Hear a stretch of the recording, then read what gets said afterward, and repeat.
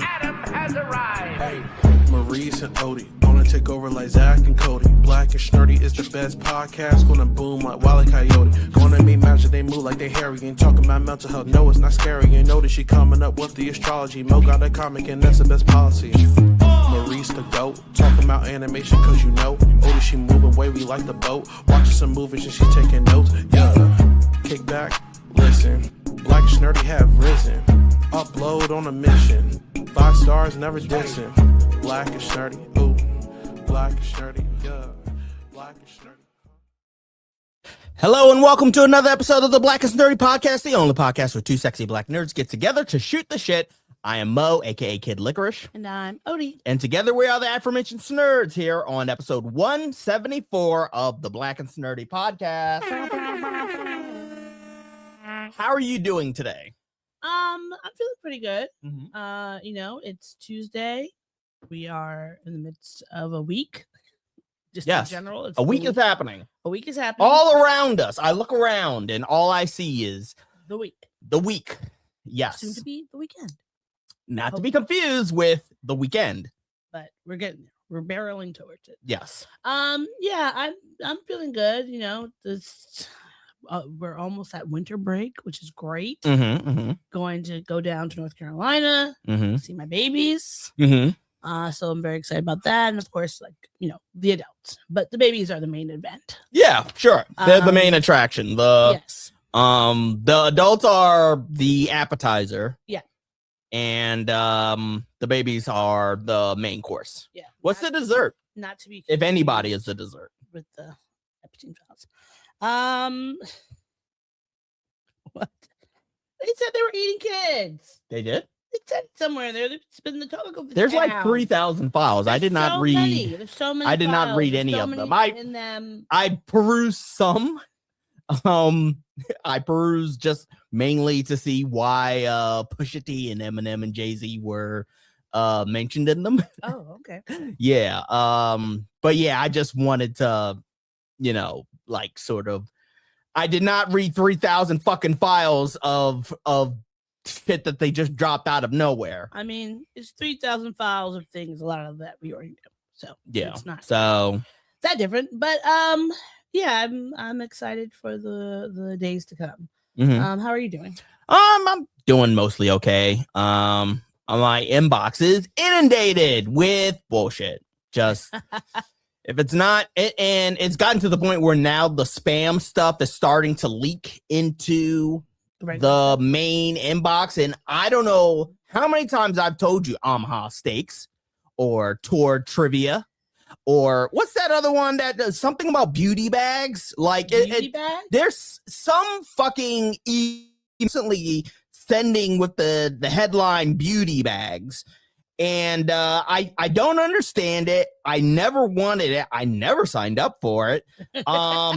Harry and David, yeah, Tour Trivia. I like Harry and David. I don't know who They or do what snacks. Harry and It's like David. it's a charcuterie board type of thing. They give you different little things. Yeah, but I don't want it. I don't want it. I don't need it. I don't need it. I don't want it. And it's really starting to become irksome Yeah. to me. Your Yahoo or your Gmail? And it's just Yahoo? I think it's my Yahoo. It has to be the Yahoo because the Yahoo is the Gmail one that always gets the most. seems That's why to be I stopped more- using Yahoo. seems I mean, to be like, more. Gmail, Gmail I is more stable, I think. I get spam in there, but it's far less than when I ever had when I had Yahoo. Yeah, but Yahoo was my first email, so I can't Yeah. part ways with it. But one thing someone mentioned online that you should do, like if you're signing up for a newsletter or whatever the case may be. I think you've said this on this podcast before. Oh, maybe. Yeah. Is when you put your first, like if it's extra for your first and last name, you put your first name and then your last name, you put whatever the place is. So that way you know if they sell your data. Yeah. Because then you'll get an email saying like, hello, Odie Hurst. Yeah. And so I think that's a good idea because you need to know who's selling your data. Mhm. Maybe there'll be some sort of class action suit. There has to be. Because you have that, they have that thing where What, against big data? Yeah. Ooh. any of them that are selling your data. Because just like Everybody's selling the data. Well, literally at this point, everybody's doing we it. deserve a bunch of money. That's another drop that I need to get. The Run the Jewels, everybody doing it. Take a shot. But I think that the way that now, if say for instance, if you opt out of spam calls on your phone and they still call you, there's like a number you can call to try to get money back from these folks. Sure. And I think that we need that I think it'll eventually come because we get the data breach emails like, oh, your data was compromised. Da, da, da. We need to know whether it was compromised or whether you sold it. Those are two different things. Two completely different things. I think at this point it's kind of just understood that anybody is and everybody is selling your data right.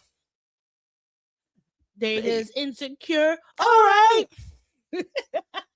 All right. Are you ready to kick things off? I sure am. How about we get started with a little pop culture or pop topics? When you want to be not a big deal, what you gonna pick? Pop topics. All right, where do you want to start with the pop topics? I wanted to get the bullshit out the way. Sure. There's other things that we need to talk about. Sure. Have you heard anything about comedian Corey Holcomb's latest disaster? Not his comedy specials because those aren't funny. But his I was about to say, does he have comedy specials? I don't know if he actually has some. He might be featured in one of those BT. 10 comedians come. He might be something like that. I don't know if he ever has one particular. I'm about to check. But he has there's a video going around of him that has basically caused some waves, some ire, and all this stuff. Now, I think we should watch he has, I think, one from 2012. No, and that's it. Yeah. He has apparently been losing a lot of gigs, allegedly losing a lot of gigs. Gigs have been drying up. Apparently, he's being, sought after. I don't know by who, but he's saying he's sought after. So I'm going to play his response to a video that has gone viral, and then I'm going to play the video. The video is a content warning, so be prepared. But this is his response to a video where he's basically saying TMZ has ruined his life. All right, hold on. Let me speed this up because who wants to hear him talk for that? Sure. I haven't been working a lot of my gigs. I lost a lot of my gigs. So, by the way, thank you, TMZ. I lost another gig today. Gary, Indiana, on the boat. Y'all got me good. I'm losing gigs. People are saying, Corey, the optics of that video. Yeah. Y'all got me good, TMZ. I'm about to be out here on welfare. Somebody got to explain why I ain't got nothing no more. You're not gonna be able to buy no more Hocula. Can't buy Hocula. Nope, because the jacket that you were looking at. I'm gonna have Proclubula. Cost $1,600. And this is why you don't man, have I lost a gig today when they told me this one canceled too. I was like, God damn, all right, now it's getting bad. I'm talking about I done lost some real, you dig. All because it's certain places that are ran by the people that will listen to a TMZ. I ain't never lost no gigs before. We have people saying stuff about me all the time. But when TMZ says it, oh, it must be true about this guy. TMZ, you see what you caused me? You got to do something about that. All right. So, for a little bit of context. Well, I'm going to play the video. Oh, okay. So I was going to play his response first and then the video so then you can get the content. Sure. And decide whether or not you think this is a TMZ thing or if it was warranted. Sure. Okay. Now, if you don't know, Corey Holcomb, I would say he was pretty popular, maybe Black famous in late 90s, 2000s. He was in a few different movies. He was in Black Jesus, I believe. I think he was in Black Jesus. He was in The Wedding Ringer. He appeared in the Cleveland Show as Robert Tubbs, the terrible movie Dance Flick. So he's been in some things. Now, the video is a little bit graphic. Warning. So just be mindful of that.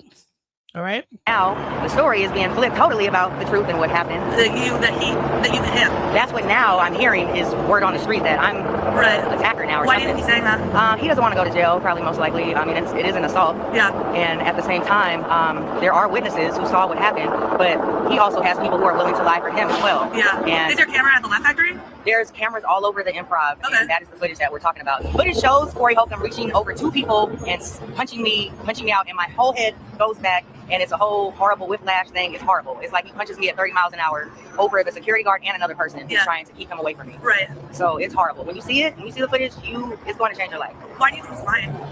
He doesn't want to get in trouble, / he just got put on a new tour. So of course there's money that is going to be made, and I guess he doesn't want to lose it. And then he's saying that I'm trying to, mess his career up or whatever, but it's like, Where did this beef start? Like what? Where and when? Yeah. Well, and why? From 12 years ago, it's more from when it initially started, when he wanted me to be his co-host on his radio show. And I flew out here to come meet with him, and he got me a hotel room, and then was mad I didn't let him come upstairs, and he wanted to have sex. And I was like, no, sir, I'm sorry, I don't mess with married men. I'm sorry. So after that, he had nothing to do with me ever again. Years later, I'm doing comedy and succeeding, and now he's mad. Right. So last June, he jumped into my conversation I was having with another comedian in June, late June. He said, then I will super sock this. If anybody loves her, come get her. Take her away from me right now. So that was in June. He didn't finally hit me until December. Do you have witnesses about him having that conversation? Yes. Are you going to bring those people in March?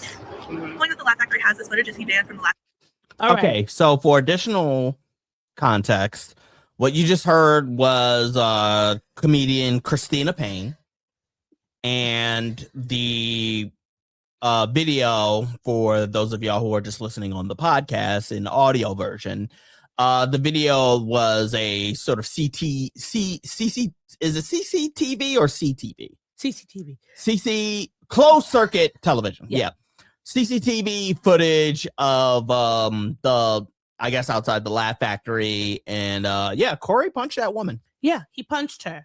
He punched her right in the face. And then he ended up getting beaten up by some other dudes that are around there. Thank y'all for actually standing up and not just allowing him to do that, because there's many times that we've seen situations like that. But the way I feel like it's so gross watching him talk about the situation, like, oh, TMZ, they're just trying to come at me, and this, like, they're putting out like this woke agenda. The only people who are going to listen are going to be the ones who are just woke and listening to TMZ. No, if you have eyes, you can see this big grown man punching this woman in the face and then charging at her again. If it hadn't been for those men, he would have beat her up.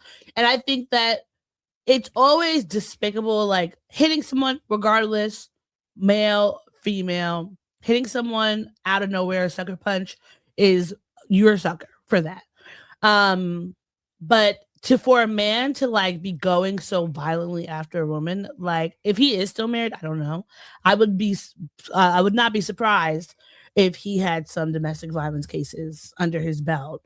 Because if you're going to do that in a crowd, it wasn't even like 1 or 2 people. There was a whole crowd of folks outside of the Laugh Factory where he attacked her. And I hope that you don't just lose the few gigs that you might have. I hope you lose every single gig, and I hope you lose your freedom. Take his ass to jail, because he's a menace and he's not safe for society. I personally feel as though his obfuscation.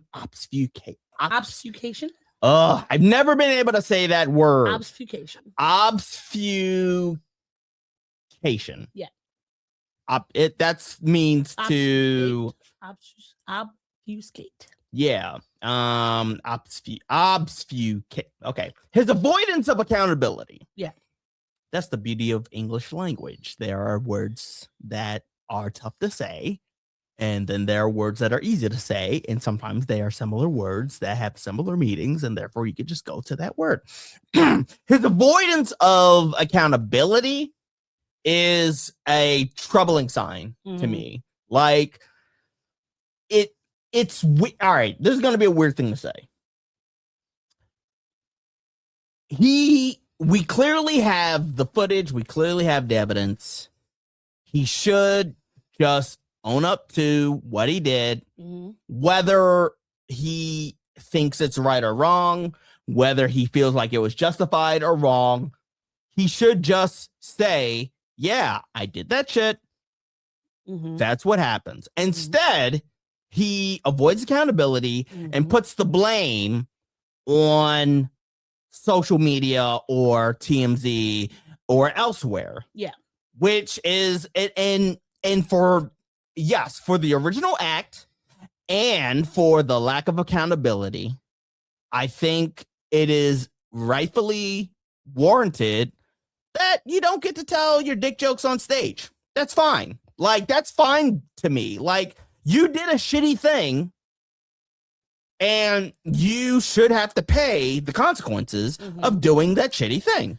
And I think that I would be saying the same thing whether we were talking about a man or a woman, because I think just assaulting someone because they said something to you is extremely immature, and you have no self-control in that aspect. Like, especially because if she said she was talking to somebody else, they previously had an encounter where she was talking to someone else, he jumped in, they got into a fight, he threatened her. And now the second time, for whatever reason, he sees her and is threatening her and then attacks her. It doesn't make any sense. There's no situation where this is tolerated, because why are you hitting people for no reason? Like, what could she have said to you that made it like, let me go and punch her in the face and then go and attack? It's the mark of a weak spirit to me. Yeah. Like the CCTV footage is clearly no audio on it. It's all visual. But I've always been okay, so I'm going to tell you a story real quick. When I was in middle school and it was soccer practice, I was the goalie for our junior varsity team. I wasn't particularly good, and it was a no-cut school. Literally, it was a year-round. I'm not going to say the name of the school, but it was a year-round school where after-school activities were mandatory, and I was placed on the soccer team. And because I wasn't good at the game of soccer, I was given the role of goalie, where I could just stand my ass in a goal, and it fell on the other players of my team to really be good, so that the ball never came to me, because otherwise I wouldn't really know what to do. I wasn't that good at soccer. I just wasn't that good, right? Ron Weasley. Sure, yeah, except there wasn't anybody on the bench who could use a fucking spell to make me better. Yeah. But after a particularly long day of practice where it was clear that one of the things about practice is that they have to, do their drills, and I have drills to do too. And one of those drills is, seeing if you could block the ball as the goalie. Everybody taking turns, lining up shots. And I wasn't, like I said, I wasn't that good. After a particular bad day of not being good, and I always remember this, one of my teammates, my friend, Renard, who's no longer with us, RIP, he just kept laying in to me about how shitty I was. And he wasn't even the best on the team, but he was better than me. So he got into me. We're getting on the van. We're about to go home. He lays into me one more time. I hit him on the butt. I punched him in his butt. I was really expecting something very different. No, like he was getting in that. He was getting in the van ahead of me, and I got mad at him, like, shut up, and I punched him in his butt.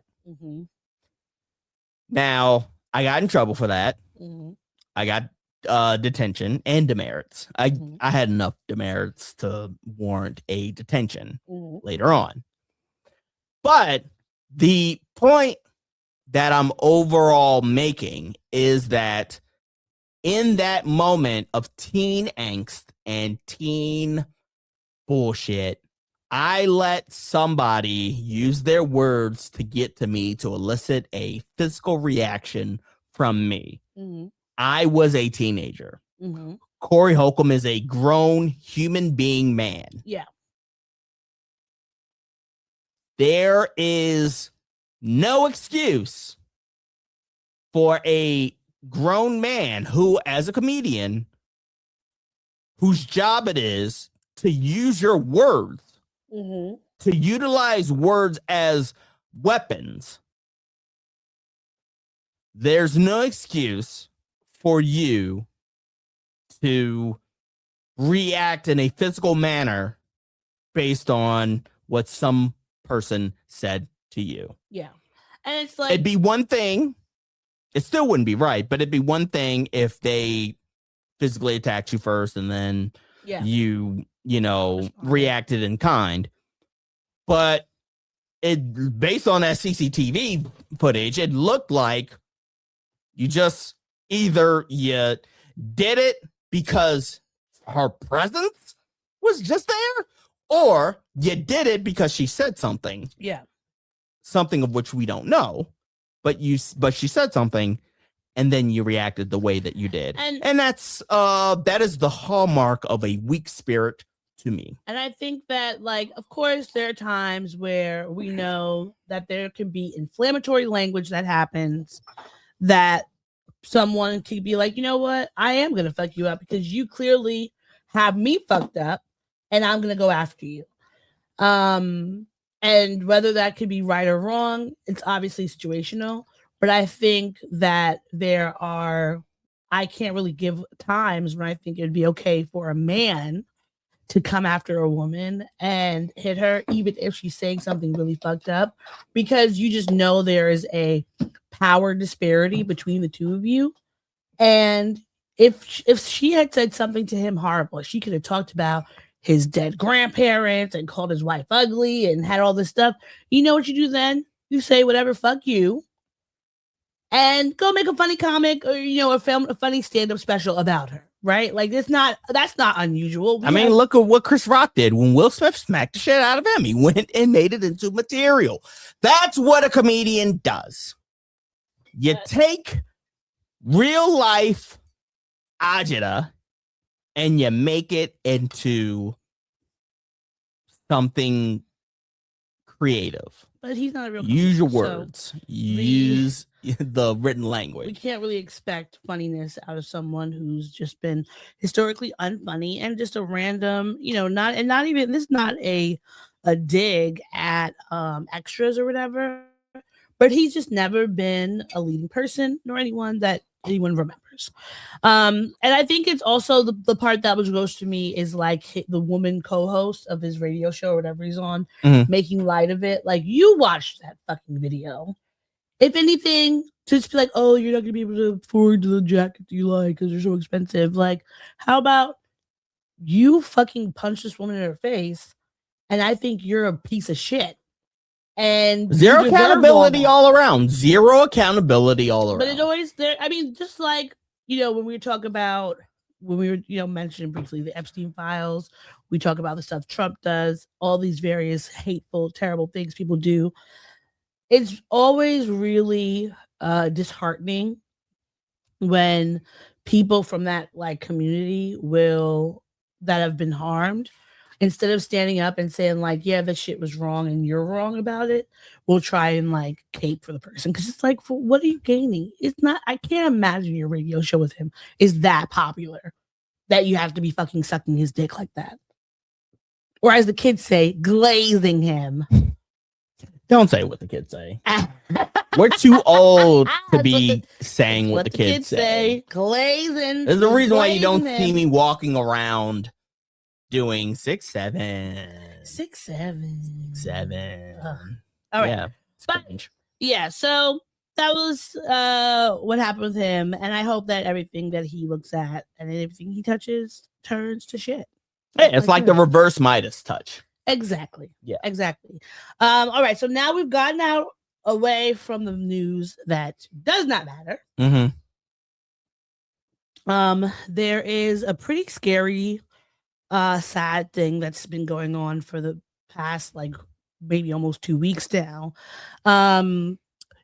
Savannah Guthrie, who is one of the hosts on the Today Show, Mm-hmm. her mother, her 84-year-old mother, Nancy Guthrie, has gone missing. Well, not even missing, but has been kidnapped. Yeah, she's been kidnapped. I think it's been confirmed that she's been kidnapped. Yeah, so she went missing, I believe it was February 1st,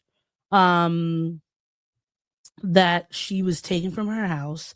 They discovered it because she had been missing from church. She's usually always at church. One of her friends was like, where is she? They went to her house. They noticed blood on the floor. There was a struggle, etc. And so obviously now this has been a whole nationwide search. Everybody, has been talking about this. Savannah Guthrie is a beloved, news anchor. Mm-hmm. Her mom, I would say, she's definitely not one of those maybe parents of celebrities or news, journalists or whatever that you see a lot. We don't really know much about her. Sometimes, like, she's popped up on the show, maybe on the random Mother's Day, and then maybe she's talking about something, like, very cute, sweet looking older woman. And so it's been almost 2 weeks now that she's been missing. Today, the FBI finally released some pictures that they found from her Ring camera. They were able to, I guess, get some of the footage from it, and it shows a masked intruder covering up the camera, and coming inside the house, etc. And it's just really fucked up. And I mean, Savannah and her siblings have made several pleas. There had been some ransom notes that were given talking about they wanted money and Bitcoin and da-da-da. And one thing that I thought about, because when you think of the Today Show is not a like hard news journalism, right? Mm-hmm. Sometimes they do stories where they'll talk about the general news that's happening, but for the most part, it's something where it's like, it's happy. You're getting a lot of like, pop culture. Maybe you'll get some news segments, interviews, etc. with people. But someone made a good point that Savannah Guthrie has for a very long time been talking about the Epstein files. She's interviewed several survivors from the Epstein files, and she's been one of the journalists who has been really keeping the narrative alive. And there's been like question whether or not that has been a reason behind this. Now, obviously, that is just that's speculation. It's speculation, but it's something that I thought about. Not specifically specifically the Epstein files, but I thought, like, is she being targeted because of what she's been reporting? Because that is not far-fetched. Journalists' families and associates are not immune to being targeted because of the work they do. And even though she may not be, this deep, intense investigative reporter, it kind of makes me wonder if there's something to that. Like, is this because of something she's reported, or is it just because someone knew her mother lived there and tries to get money from her? Yeah, it could literally just be but as simple as saw an opportunity. She's rich, she's wealthy, and we know where her mom is. Let's see if we can get her away. Like, it could just be as simple as that. But I'm curious, like, she just doesn't. Her mother, and her mother, like, her going after her, like, obviously would make sense because we know she's very popular. But I just don't feel like her mom is someone that I would think of as like a well-known person's parent. Because before this, I couldn't have told you what her mother really looked like. I know I maybe have seen it before, but it feels like there has to be something more to it, especially because elder kidnappings are very, very rare, unless you're like, maybe a money magnet, if you're the owner of a company or something like that. But her mom's like, she seems very low key. She's from a very obviously lives in a nice part of Arizona, but not like she's in like the hills of Beverly Hills or something like that, or LA, where it's like, oh, we know that she's there. So it just makes me think, and we can never, honestly, we won't know until someone until there's more information to be had. But I do think it could just be as simple as like if she's very close with her mother, maybe they were out together, somebody spotted them, said, oh, that is a famous person. They probably have money. I read a lot of comic books and it's like superhero shit. That's the whole reason. That's the whole reason why superheroes have secret identities, is because that villains and ne'er-do-wells and people can target their loved ones in order to get to the superhero. So it could be as easy as something like that. Well, honestly, I would hope so. I would hope that nobody is targeting her family. Her mother is an older woman. I can only imagine the stress and trauma that she's going through. And I really do hope that they find her alive and well. Yeah. And that whoever did this is brought to justice, because it's just scary. Being a celebrity, you have so much of your life under a microscope. And even as a journalist, where it's not maybe always Ritz, like she's not, what's his name? Anderson. If she's not Anderson Cooper. Right? Because Anderson Cooper, if his mother was alive and they were going to try to take care of, like, because she's a Vanderbilt. So it makes sense. But Savannah Guthrie's mother is just like regular, just little Nana living in her town, going to church on Sundays and just living her regular life. But it's just sad. And I hope that I hope they find her, because it's been something that I'm just like, I'm not obsessed, maybe too strong of a word, but I've been following the story very closely. Yeah. For me, that is a little bit upsetting. I mean, it is. It's a little bit upsetting. You got to figure out when is appropriate. Is it not a little bit upsetting? It is. It's very much upsetting. This story is a little bit upsetting. It's not a little bit. It's very much. I'm very much upset by this. This is crazy. It's a crazy thing that happened, and I really want her mother to get back safe. And if she's not, like, it's gonna hurt my heart if her mom's not okay. Because she just, it's not. She didn't do anything to deserve this. I don't know anything about her mother. Who knows? I don't know what that person she is.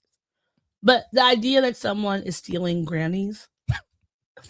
That's not funny. It's not funny. It just, in my head, all I could think of is just a syndicate ring who was going around stealing Grannies.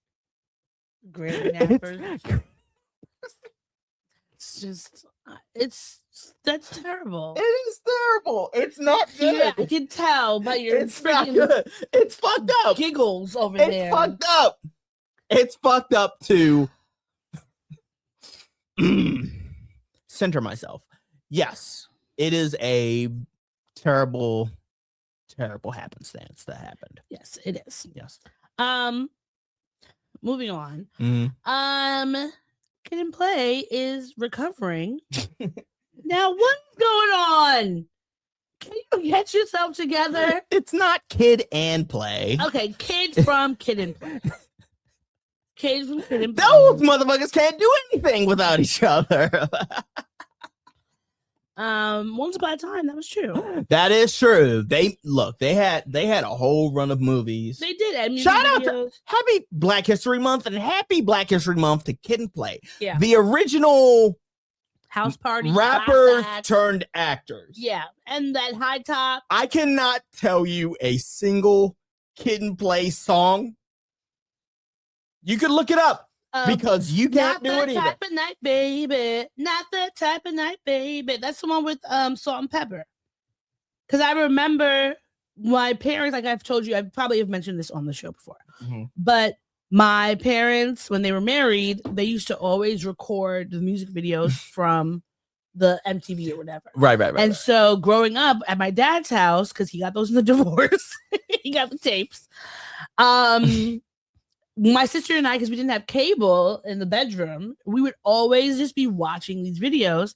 And that's the one that sticks out to me because I feel like they were for those younger listeners, salt and pepper. For those younger listeners, there was a time where you had these devices called VCRs and they could record live television, and then they would record live television on a thing called a video cassette, and then you could play those cassettes for 2 hours. Yeah, you could.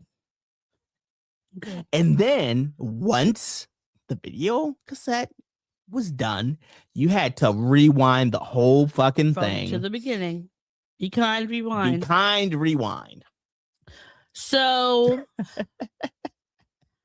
boy. Play some songs. Let me know. I'm gonna shout them out at you. Yeah, shout them out at me. Tell me. Really assault me with these songs. Tell me if you remember them. Sure. Kid versus Play. No.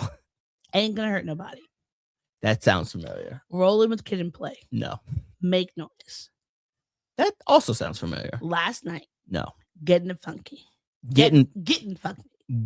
What? Getting funky. Getting funky. Getting, no, with a G-I, not a G-E.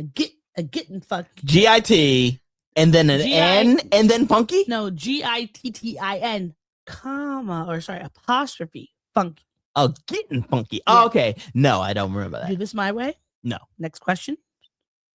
That's what I'm asking you. This could be a who's on first situation. Too hype? No. Funhouse? No. All right. Well, do the Kid and Play kick step? Yes.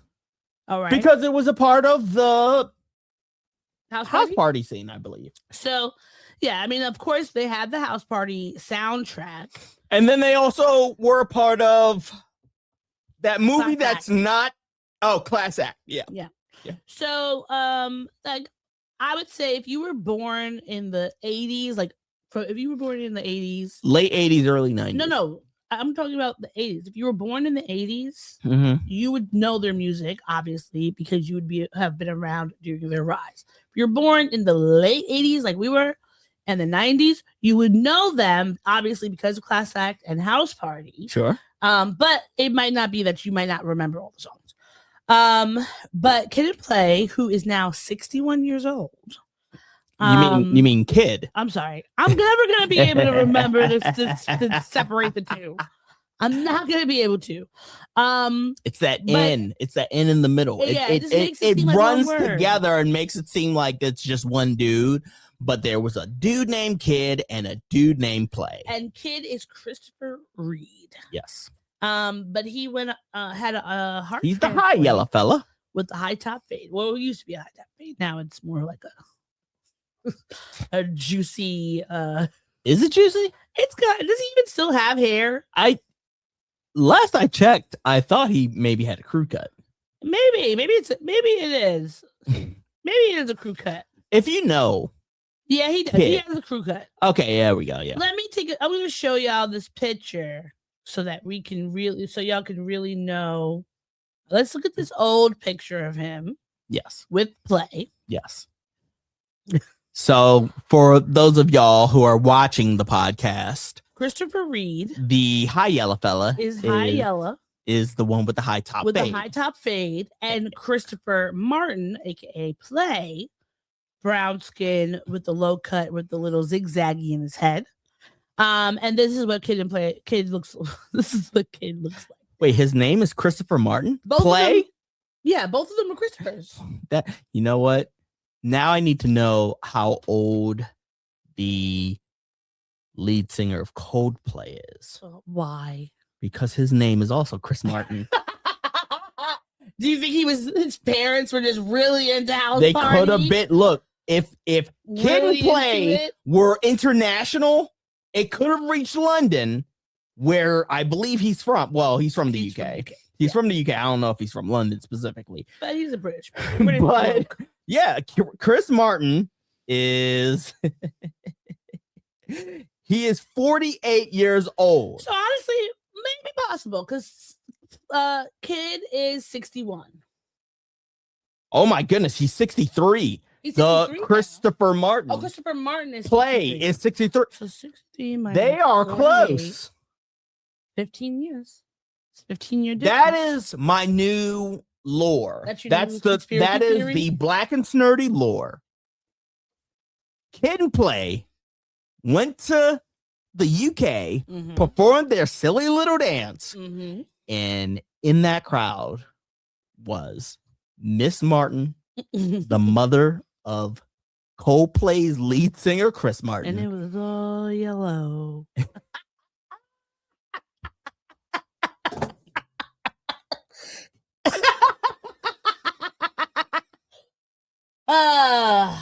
Well, Well, I mean, she was just guessing at numbers and figures.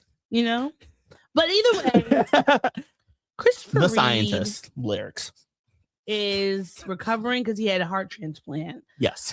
Because last year he was diagnosed with congestive heart failure. Mhm. He was talking with Michael Strahan on the Good Morning America. Mhm. Last week, Thursday. Mhm. He said he started to feel a little bit more fatigued than before, and then when you feel shortness of breath, sleeping a lot more than normal, and I think sometimes you just kind of chalk it up to him getting older. The road is harsh.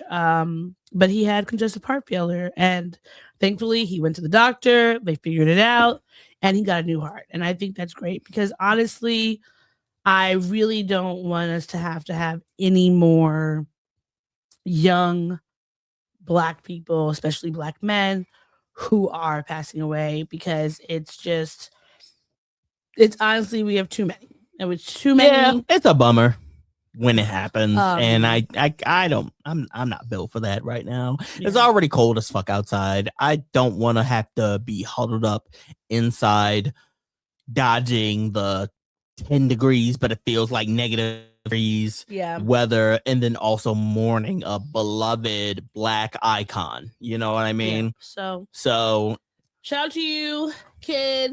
Glad you're okay. Hope you're healing up well. Get some rest, drink some water, eat your veggies. take your sups, Take your sups, do some workouts. do some meal and, prep. You know, we just hope that you're doing okay because we're glad that I hope you're doing well, um Mr. Kid.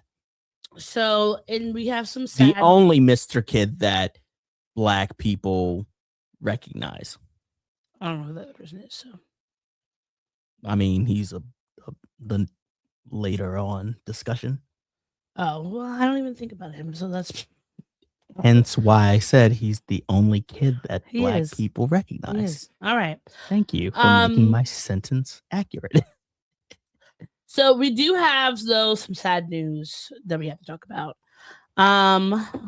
Last week, Little John announced that he and his family were on the lookout for his son, DJ Young Slade, aka Nathan Smith.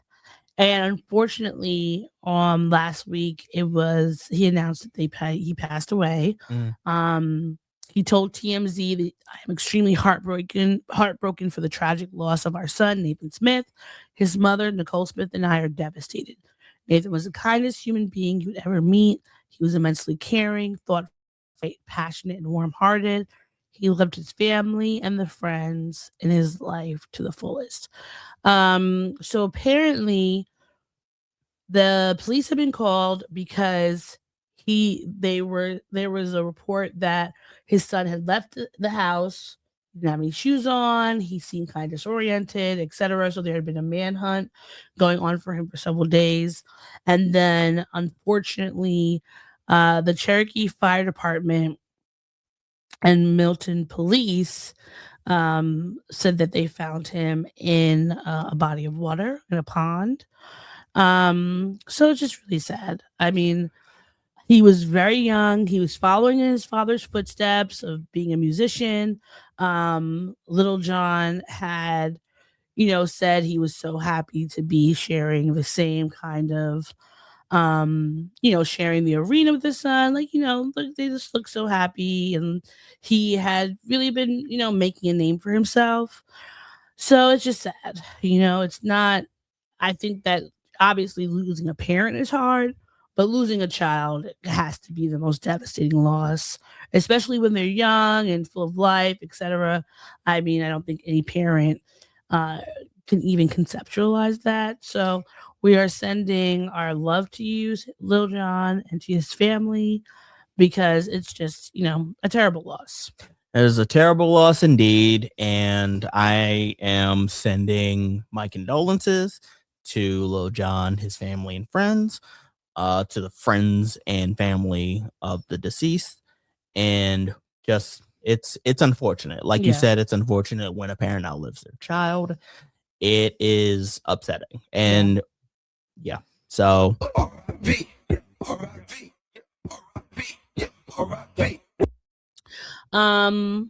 next up, this one is also really hard.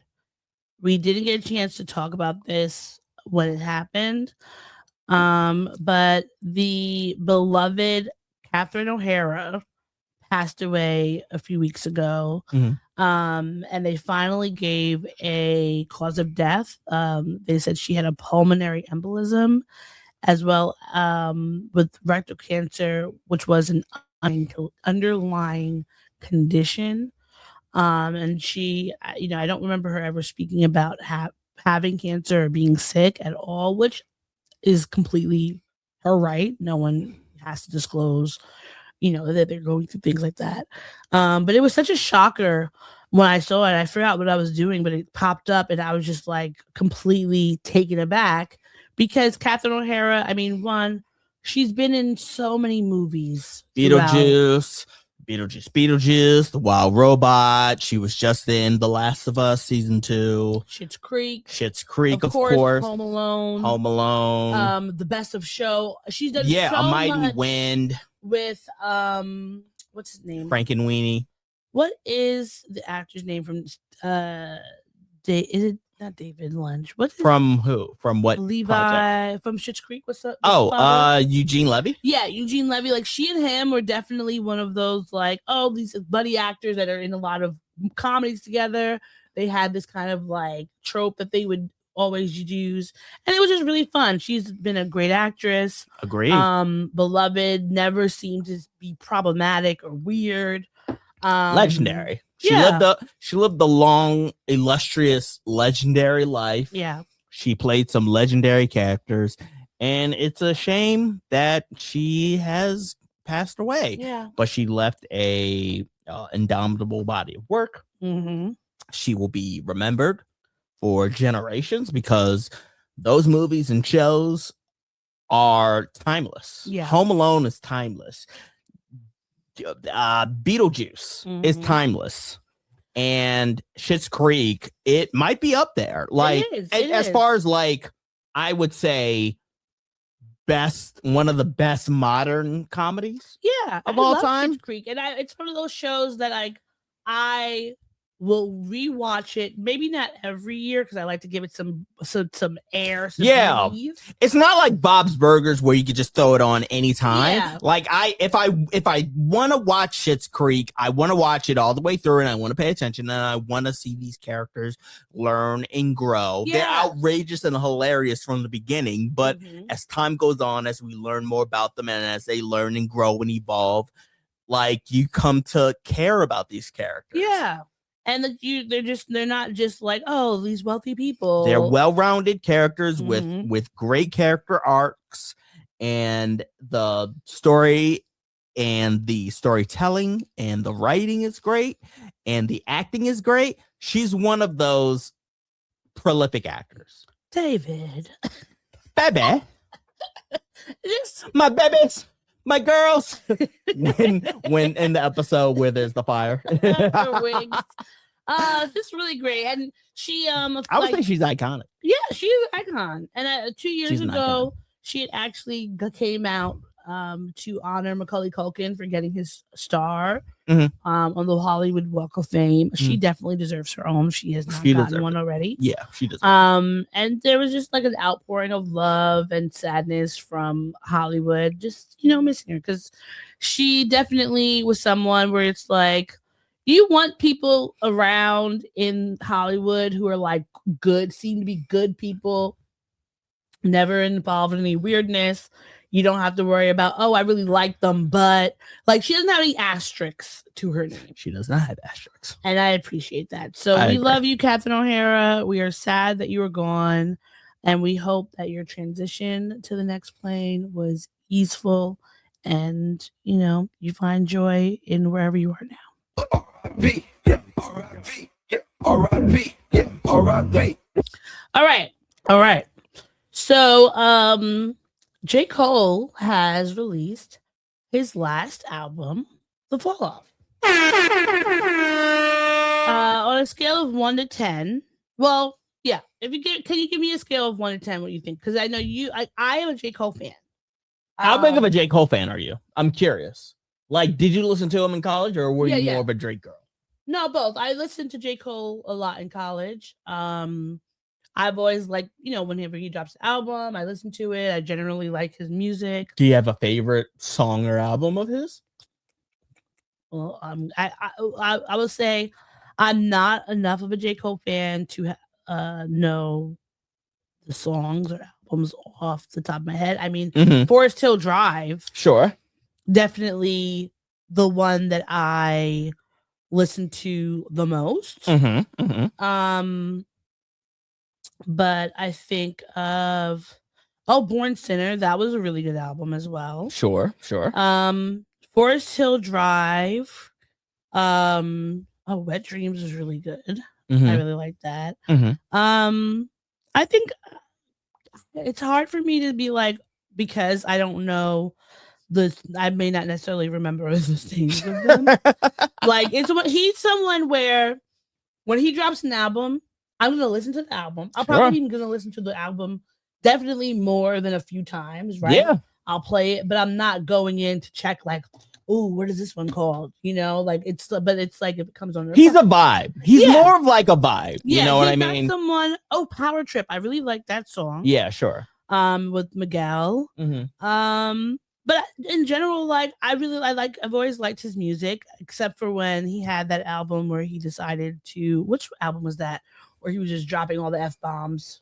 That was in his early days. I don't know how early that was, because I feel like this was like the 2010s when that came out.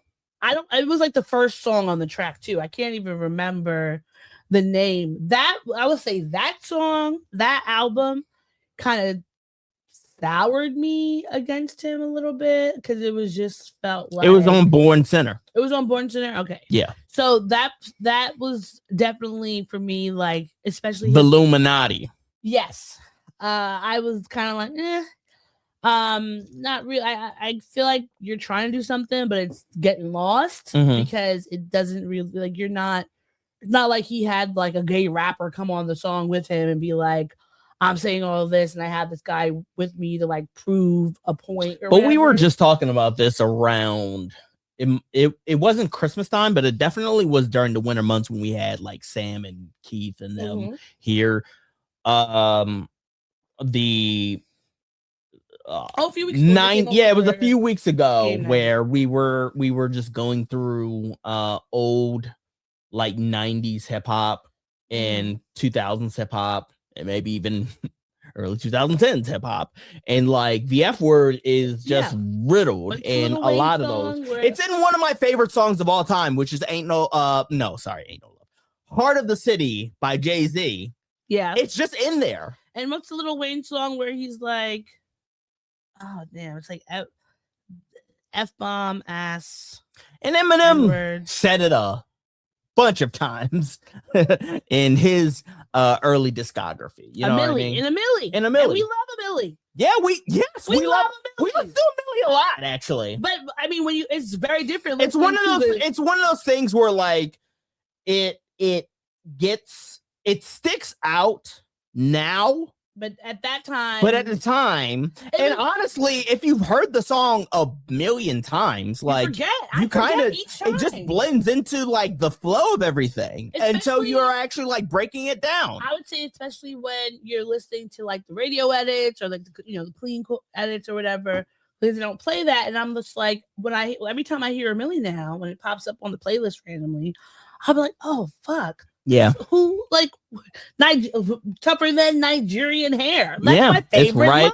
It's right up in there. And it's right there. So I think that part that always just threw me off, especially his response to it. Because it just was like, I don't, at that point, when that song came out in 2016, maybe, it was kind of like, maybe you should not maybe, but you should know better. So I will say this album, it's a 2-disc or a 2-disc album. It's basically a two disc album. It's 24 songs. And now obviously in the time of streaming, it's hard to call like a double album. Like, Michael Jackson's History album. It is an actual like 2 discs. Yeah. These, it's streaming. So it's just 24 songs, but technically it's a 2-disc album. And for the most part, I thought it was good. There are some questionable lines. Like what? When he said, that it's like the hardest rapper with a white mom. Is that what he said? Hardest rapper, white mom. Did he say that? J. Cole. Yeah, he said something like that. Hold on. Is that a dig at Drake? Was it the whole world is the Ville? The hardest nigga on the mic got a white mother. And I just feel like to say that during fucking Black History Month, sir, come on, get out of here. I'm a right brother. So it's the hardest nigga on the mic with a white mother. I think that lyric, because that's what stood out. It could be a shot at Drake too. Maybe. I think it's probably a both end. That one, and then on this one, when he was the one album when he was talking about like an apology to like a friend of his or family member who was gay.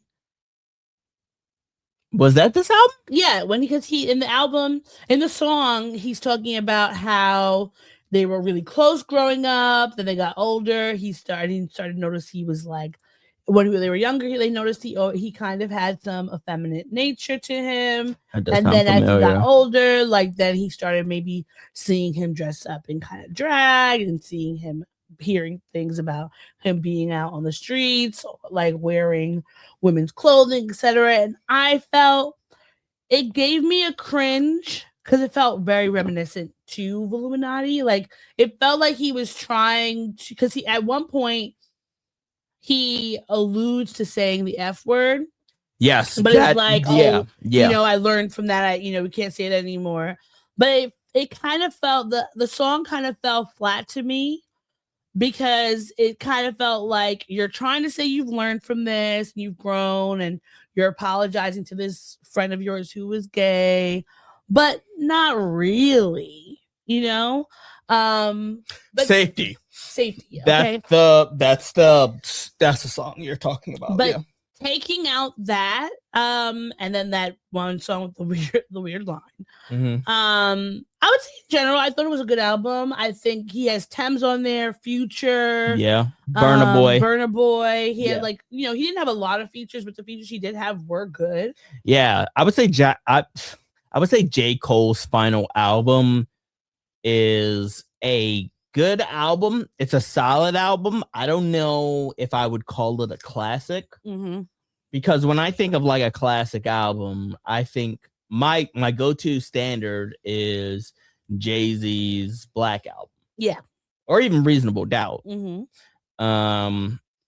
As far as like being able to listen to it from beginning to end, no skips. Yeah.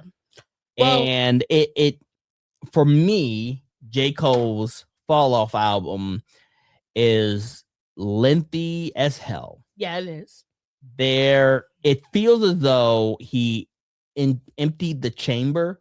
He emptied the clip. Yeah. And I appreciate that. And he's rapping his ass off on all of the songs. Yeah, he is. And there are a lot of memorable songs. You know what I mean? Run a Train is one of my favorites. What do you know about my pain? Oh yeah, okay. Yeah, I would say like in most part, for the majority, they were good songs that were fun. He had a mixture of like just melodic, kind of vibey, traditional rap music, 90s rap, to things that maybe you would hear in like a club it's or a boom bap party. album for sure. Yeah. And he said this when he posted about the album on Instagram on February 4th when it went live. He said, the fall off, a double album made with intentions to be my last, brings the concept of my first project full circle. Disc 29 tells the story of me returning to my hometown at age 29, a decade after moving to New York, accomplishing what would have seemed impossible to most. I was at a crossroads with three loves of my life, my woman, my craft, and my city. Disc 39 gives insight to my mindset during a similar trip home, this time as a 39-year-old man, older and a little closer to peace. So I think, if you're someone who has been in any kind of industry for some time, you've learned a lot, you've grown a lot. I would like to see that growth in what you do. In this, I feel growth in small ways, some things I think, like I said, he could have done well based on your explanation and based on his explanation and breaking it down. Safety is on his 29 intro, the first part of the fall off, the first album of the fall off, where he was like 29 or what have you. So like I guess that would be in keeping with his theme. So this is a question I have. The first album on here, is that because I know he's been planning this fall off for years. Yes, he's mentioned it in various albums. Yes, he's been mentioning this for the longest time. What did he record those songs at that time? No, I don't think he recorded those songs. I think he in what I believe, he's been preparing for this album for years, decades even, right? And maybe he's written music and maybe he prepared for those songs for the fall off. I don't think it was necessarily that he recorded in 2016. Like, I'm saving this for my final album or something like that. Maybe thoughts, lines, lyrics, verses, bars, or what have you were shared mainly for the fall off. There was apparently he had to redo parts of the fall off because he had a Drake verse, a Drake feature and a Kendrick Lamar feature, and he wanted them to be on the album, but they had their thing, so that didn't happen. But ultimately, I feel as though the fall off, while a good album, a solid album, it kind of feels not all that special for a final album. Like, if this is the final thing that we're gonna get from J. Cole, it feels as though it should be more grandiose than it actually was. And I understand J. Cole's not a grandiose guy. He's more of a introspective guy. He's more of a look back, look internally, and just bar, just be proficient at rapping kind of guy. But from the lyrics to the production, I just personally feel as though this was just a proficient album. And I don't even think it would be considered a classic. Do you think it's going to get any Grammy nods? It'll get nominations because it's his last album. It's not going to win. And now I don't think it'll win. He said it was. If literally nothing else comes out this year, it might win. But if in the next 10 months, you better hope that Kendrick Lamar is not cooking up something, or Baby Keem. You know what I mean? Like, you better. And Drake has his fucking Iceman album coming out soon. So like, it feels as though for a final bow, this was just good. Now, quick question. When I was like reading different articles about the album, they mentioned that J. Cole released a mixtape entitled Birthday Blizzard 26. Now, I did not hear about this at all. Yeah, Did you listen to it? It was the day that the actual winter blizzard came out. I didn't. You didn't hear any of the songs? No, I didn't hear any of the songs. I heard The maybe first time, 2 tracks actually. The first time I even heard someone mention it was, I think it was either today or yesterday. Yeah. When you were listening to like the YouTuber talking about the album, and they mentioned a mixtape. Yeah. And then today when I was reading, and I was like, I didn't even know that he put one out. Yeah, so, he put one out on his birthday. Yeah. I think, but it was off. It was from his website. You had to pay whatever you wanted. Not doing that to get it, and I was like, no, I'll just rip it from YouTube when they inevitably upload it. Yeah, and I only heard 2 of the tracks, so that's why I didn't want to speak on the mix. Yeah, but I know the other day when I said to you, like, do you think this is actually his last album? And you were like, yeah, for sure. But he said this is when in that Instagram post, one thing that stood out to me is he said, it's the intention of being my final album. Yeah, I don't and the fun and that's the fun thing. The fun thing is that first off, I don't believe rappers actually retire. Rappers are a lot like wrestlers. Yeah, like it's very rare for a rapper or a wrestler to actually retire unless they make that their intention. Like John Cena is definitely retired. What about what's his name? It's AJ Styles is the one that got out by Gunther. Yes. And do you think he really is retiring? No, he's going to AEW. Yeah. Probably. He's probably going to AEW. He's not. So, he's done with WWE. He's probably going to AEW. This is what I'm going to. Based on the reception of this album, because he intended this to be his last album, and because I don't think this is like a 5 mic album or whatever the source used to rate their albums, because that's how old I am. I'm a Source magazine reader. Anyhow, I don't think this will be ultimately his last album. I think it's a lot like Jay-Z. Like the Black Album was supposed to be his last album, but then he was like, I'm back. I'm gonna make several more until I'm a billionaire. What and I then think is gonna happen 444 will be my last one for real. Is that he's gonna do now? I know we had talked about this before about Andre 3000, and Andre 3000 never officially made a statement. But I think that J. Cole is gonna do something where he's gonna ride around on. Well, he already rides around on a bike. He's gonna pick up an instrument. He's going to. I want to see him play the cello. Do a bunch of features randomly, like maybe once every few years. He'll do a feature, and then maybe at like let's say at 50, maybe 49 because this one's 30. So Jay Old.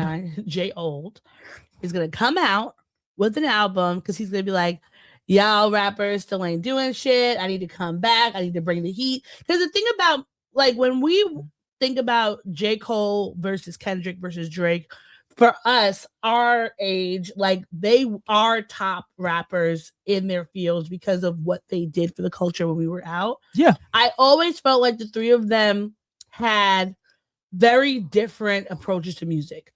Drake, of course, very, very pop culture. Sure. Pop music. Kendrick having a mix of like the conscious rap, but also being able to have some really good like party ballads. I don't know if they would call it a ballad, party songs. And J. Cole being a very more traditional rapper. He's a boom bap rapper. Yeah, because he's not someone generally like there's some songs that you might get that you might play at a party.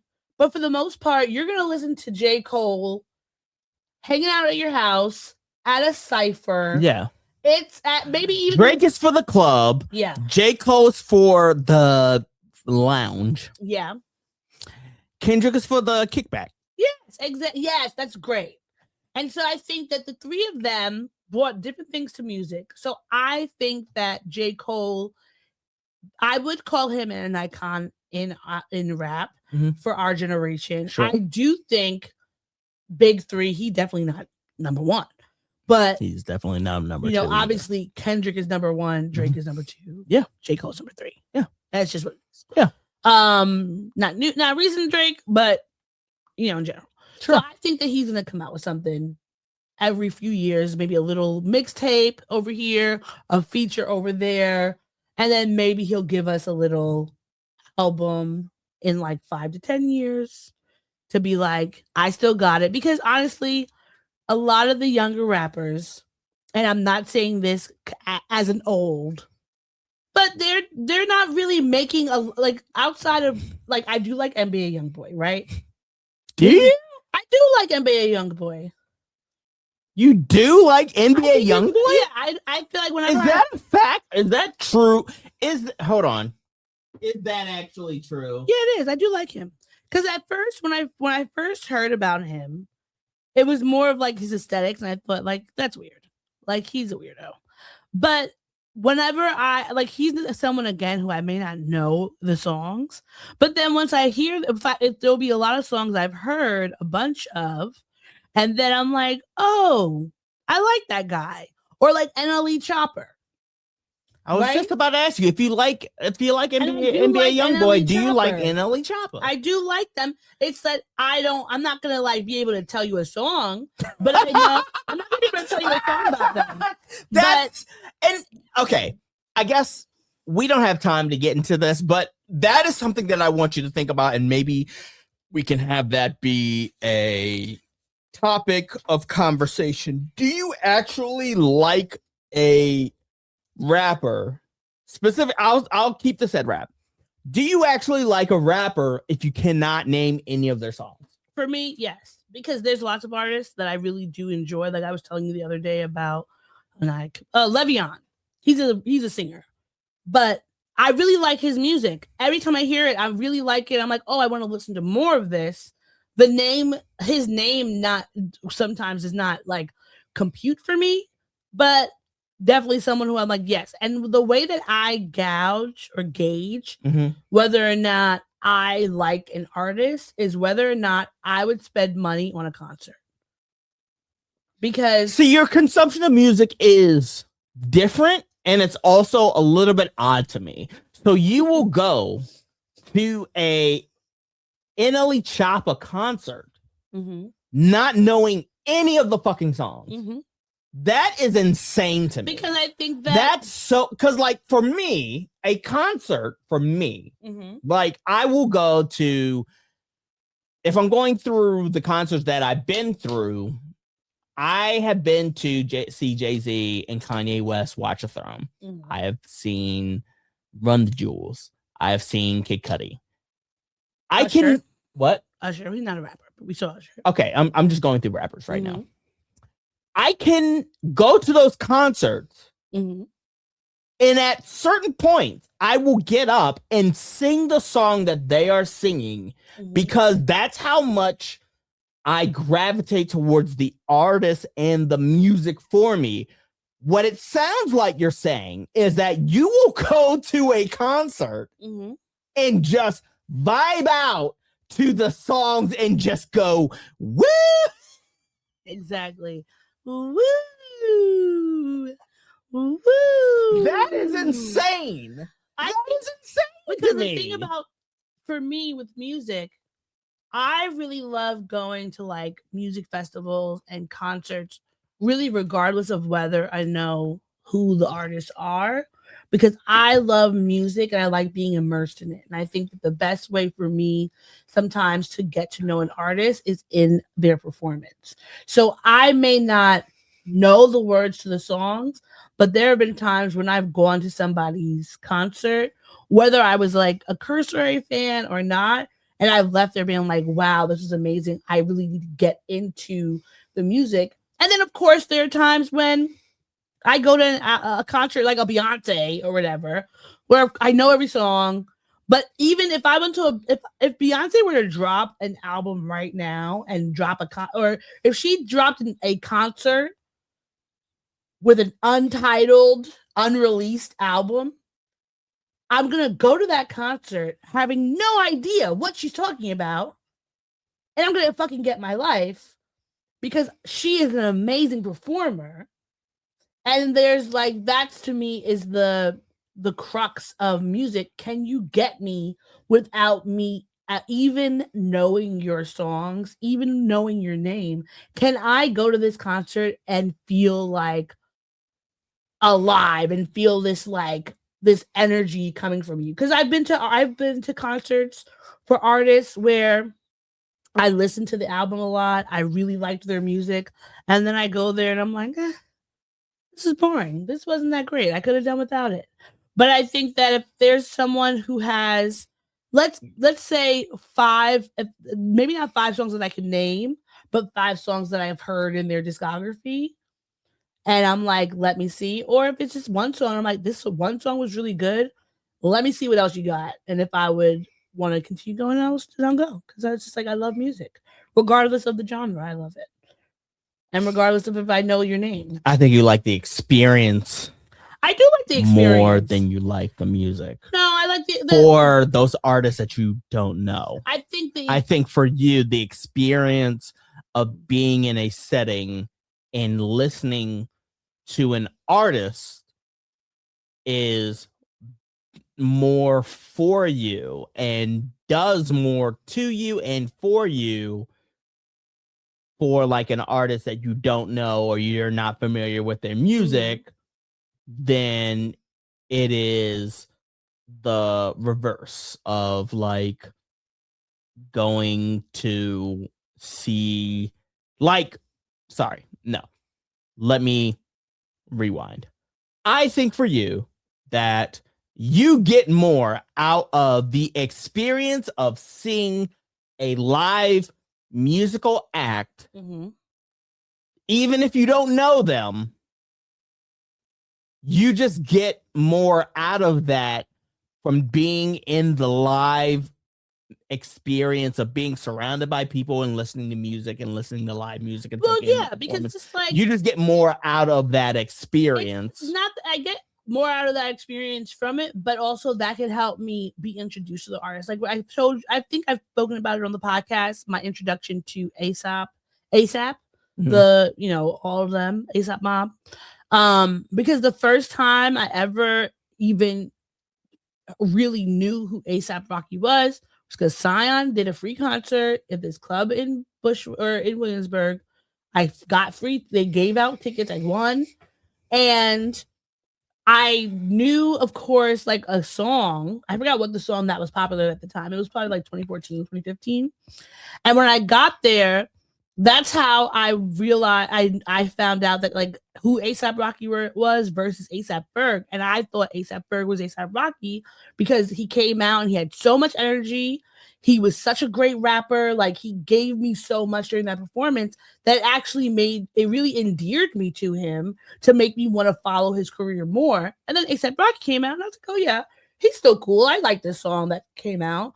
But a concert for me is a deal breaker when it comes to an artist, whether it's an artist I've previously listened to or if it's a new one, which is why I like going to like music festivals and concerts and things, because I think that is sometimes for me the best way that I could kind of figure out sometimes an artist, maybe I'm on the fence about them, maybe I just haven't really been introduced to their music, but seeing someone perform live, the energy that they give out, the energy the crowd gives them, and how they're able to really like immerse you in the music, I love that. Even going to like an album listening party, right? Like I think the act of being with other people with music is one of those things that like it makes you feel it even more. And in a way, like how one reason why I love going to church,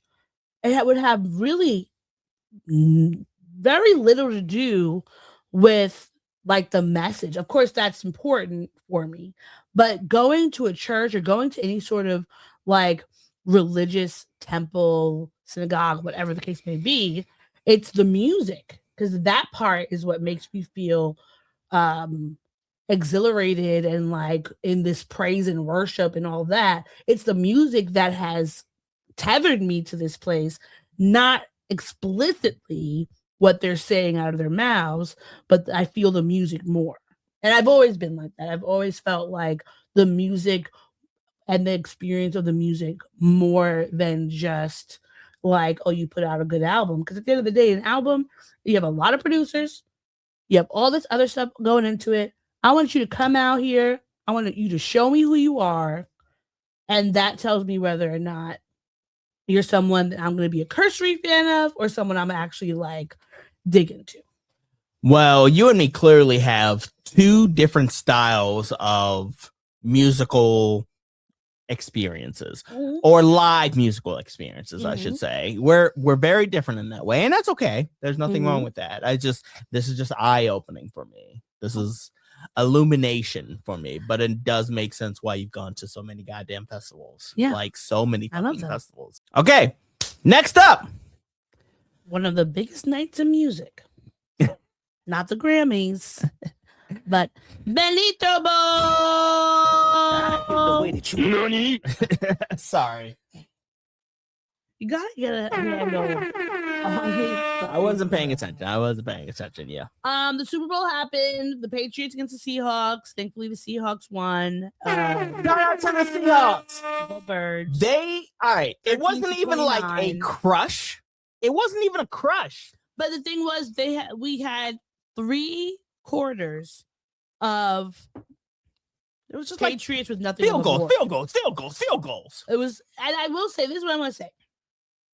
As someone who is like a cursory watcher and lover of football, right? Yes, I don't know everything about it. I like my dad. I grew up watching football with my dad.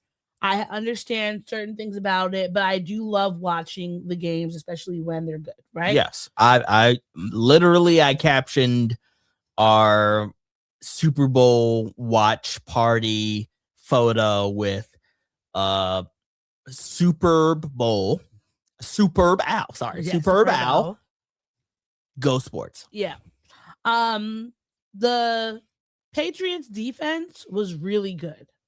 Hence why the Seahawks for the first 3 quarters, they weren't really getting touchdowns. They were getting a lot of field goals. Yeah, sure. And then the offense. Yeah, I feel like a touchdown didn't happen until like the fourth quarter. I think so. I don't know if the second quarter, because the second quarter has they got 6. That's 2 field goals. Yeah, that was the field goal. Because a field goal is 3 points, and I want to say a touchdown might be 6 points. Yes, a touchdown is 6 points. So for the first 3 quarters, it was like Patriots defense was really pushing back. And they were just basically getting their field goals, which was, to me, it's like a good game when both sides are evenly matched. And obviously, these are players at the height of the profession. So this is what you would want and expect. That I would prefer it rather be a game where it's a low scoring game, but it like ramps up. Because at the last quarter, the Seahawks got 17. The Patriots got 13. So they both got some field goals. They both got some touchdowns. It was good. The offense for the Seahawks was they were really just bringing it. Yeah. And I believe the Patriots, they had some rookies who this was their first time at the Super Bowl. Drake May, I think, was the Patriots quarterback. And and honestly, deer in headlights, basically. He was the deer in headlights. People were calling him that and saying like he didn't really do well, but I feel like for you to be that young, I think he's one of the youngest quarterbacks to start in a Super Bowl. I think he did a great job. I think that both teams can be very proud of what they did. The Seahawks just came out on top, and I think that it was a great game. The last quarter, they were really like giving it to them, which is what usually happens. I feel like the first 2 or 3, they might kind of just still be getting their sea legs, and then they really start pushing it because that's when it's like it's game time for real, especially if it's a low score where it kind of could be anybody's game. All that was great, but obviously, you know why we were there. Okay, Bad Bunny. Okay, Benito Bowl. It was Bad Bunny. Another person who, when he first came out, I of course, enjoyed his music. Over time, his last album, I like listened to that a lot. I thought it was really good. And like the imagery of it, he had a little short film that went around with the album. He had a lot of great music videos. He was bringing in a lot of the culture, and I really love that. And this picture is from a picture that was taken in the midst, and this was like towards at the end where he was like shouting out the Caribbean, very not just the specific Latino or Hispanic Caribbean islands. He basically was calling out all of them because they're all interconnected. There's a lot of like the diaspora is just right all up and through there, and I loved it. On the screen, it projected the only thing more powerful than hate is love, which was really beautiful. And I just thought the whole thing was great. He started off. It looked like a sugar plantation. Sure, there was a lot of grass. A There lot were of people and the dressed people up were as grass. That shit Yes. that shit to me honestly, was so cool. quite frankly, better than Left Shark. Yes, definitely better than Left Shark. I think that one, I loved the trolling that he did the whole fucking thing in Spanish. Yeah, the whole thing was in Spanish. it was in Spanish, and I loved that because all the white folks were so mad. Trump was so angry that he was selected. They tried to do their own little basic ass. Well, hold on. Before we get to that, let's talk about this a little bit more. There's a number of things to like about this performance. Mhm. I love that there was a wedding, Oh, and it turned out that there was an wedding. actual wedding Yeah. that took place during the Super Bowl halftime show. Mm-hmm. I love that you had special guests like Pedro Pascal. Cardi B was there. Ricky Martin sang Jessica a little bit. Alba was in the crowd. I did not know that Jessica Alba was there, but you also had Lady Gaga, who was shimmying her self. Her body. Yeah, she look. You couldn't read her poker face. You could not read her poker face. She was a joker. There also was a little boy that he gave his Grammy to, which seemed like there's some pictures of him as a little kid where the boy is wearing a similar outfit. So it's assuming that he's like passing this to himself as a younger kid, which was really cute. And a lot of us, myself included, I thought it was the little 5-year-old boy Liam, who had been stolen from his family and taken to deportation center and had been released. It turns out that was not him. He obviously looks like him, which is why we were all like, oh, this is so cool. But it was not. But just the fact that you would have that boy on there, that even if with a possible likeness, I think that just added to it. So many the call outs to Puerto Rico, the call outs to Afro-Caribbean culture, yes, the call outs you to had the Caribbean tios, you had islands. abuelas, you had so many different archetypes that were a part of the performance. It was overall. beautiful. It was very colorful, it was vibrant, it was beautiful. Look, I'm somebody who did not understand a single solitary word of Bad Bunny's performance, but I loved the vibe. I was down for the music because music can transcend language. Yeah, of course. I'm a firm believer. There's a reason why I have a whole playlist of just anime intros. Yeah. It's mainly because I don't know what they're saying. I have no idea But I love what it. the lyrics are, but I love it. And I think about, like, my dad growing up in Nigeria, so much music that he got was coming from America's, like the R&B. He loved Whitney Houston. He loved Seal and like Sting. All these artists that he may not have ever really, of course, even though Nigeria English is one of the official languages, it still is different when you have your tribal languages, you're speaking something else. And these other countries come in and their music's there, but it brings you to it. We see there's this little Chinese uncle who I've found on Instagram who's been singing these like R&B songs. The most recent one he did was Kalani's Folded, and he has a really beautiful voice. But it's like, does this uncle know what he's singing? Who the fuck knows? But he knows he loves it. He knows the vibe of it. And he's coming out there and he's singing it. And I think that's the best part of music. It is the great connector that regardless of where you come from, regardless of what language you speak, that if it's a good music, the music is good, you're going to be able to feel it. I have a theory. Yeah. I have a theory.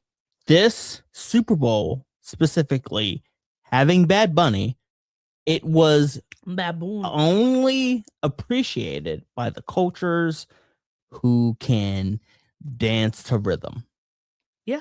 And you know what? I will, yes. And also, which is why you have a lot of the diaspora, the black diaspora, the Afrocentric diaspora who appreciated it. Yeah. Very few people in the bar that we were watching it were like, I can't understand this shit. No, they were vibing out to it was the good. music. It was, and it's connected to like Puerto Ricans are a mixture of Taino, Spaniard, and African music and culture. So it would make sense that Black people across the diaspora would be connected to it. You know, it would make sense that we would enjoy it because if you're listening to reggae, dancehall, djembe, Afro beats, a lot of the music, like the base of it is very similar. Yes, it is. And so when you're hearing whether they're speaking English, Spanish, French, or whatever, you're just going to be able to be like, yes, I connect to this, right? And I think that's the part that's beautiful. That's the part I love, and that's what I appreciate. And I think that him being on the Super Bowl, of course, does not negate any of the terrible shenanigans that we are dealing with in this country and that we have been dealing with in this country for decades with racism, xenophobia, etc. But it does make you feel good to see that. Of course, we cannot forget about what's going on, and this does not change or negate any of the things that have been happening. Yeah, Bad Bunny's Super Bowl performance didn't solve racism. Like the ICE raids are still happening, right? Like it's not. And I was gonna ask you, you made so much, and you drew too much, not too much. You drew a lot of attention to the idea that ICE was gonna be at the Super Bowl and stuff like that. And I was gonna ask you follow up if there were any reports of that shit happening at the Super Bowl. I did not see like any. Where did that go? So I did not see any reports. I think that because of course leading up to one, Bad Bunny, he had his whole world tour. It had no shows in America because he said he was worried about ICE.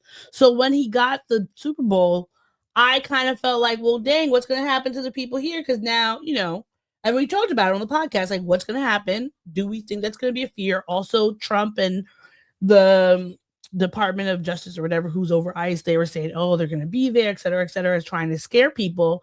But from what I've seen, there have not been any reports that anything like that happened. Hopefully, like, you know, fingers crossed. But I think that it was a fuck you, and I appreciated that. And also the fact that so many people did not know that Puerto Rico is a colony of America was just not something, obviously it's something I knew, but also just pissed me off because like when why does it piss you off, the ignorance of America? Why does anything when it comes to the ignorance of America, I know, this is America, piss you off? Like, you know? it's literally America. This country is stupid. This is a dumb fucking country filled with dumb fucking people. And I'm roping myself into this as well. I'm not saying that I'm an elite or above anybody when it comes to intelligence. I'm all you can go ahead and do that. And that's your right and your prerogative. But what I'm saying is that I at least am wise enough to know that this country is dumb. So when I hear a dumb thing like America thought that Puerto Rico is a different fucking country or a different place and not associated with America, anything like that, that does not surprise me. Yeah. And that's why I don't understand why he would get riled up at the ignorance of it all. I guess Why? because, as a Like teacher, it seems right on brand with America. If the brand of America is what it is, then it makes sense that they're in lockstep, just doing what the brand is. I think the thing that's frustrating is that because as a teacher, when I'm teaching the students about Spanish and all that, I make it a point to talk about the 22 countries or 21 countries, one colony that have Spanish as an official language, because a lot of people don't know that Equatorial Guinea is the only country on the continent where Spanish is their official language. A lot of people don't know. I mean, I wasn't taught that. Like, I mean, my mother taught me, but I wasn't taught that in school about Puerto Rico being a colony, where yes, it's an island, but it's a colony of the United States. Also, the Philippines, their national official language is Tagalog now, but for a long time it was Spain, because Spain was big colonizers, you know? So I think that I implore everyone to use any of these opportunities that unveil the ignorance that you have had, to dig into that and not just try to sweep it under the rug and try to be like, whatever, I don't care, because, you know, I never found that out as a kid. So now it's just like, whatever, fuck you. And just embrace your ignorance, because we're all ignorant about something, right? It's not something that we're ever going to know all the stuff about everything. Just embrace it.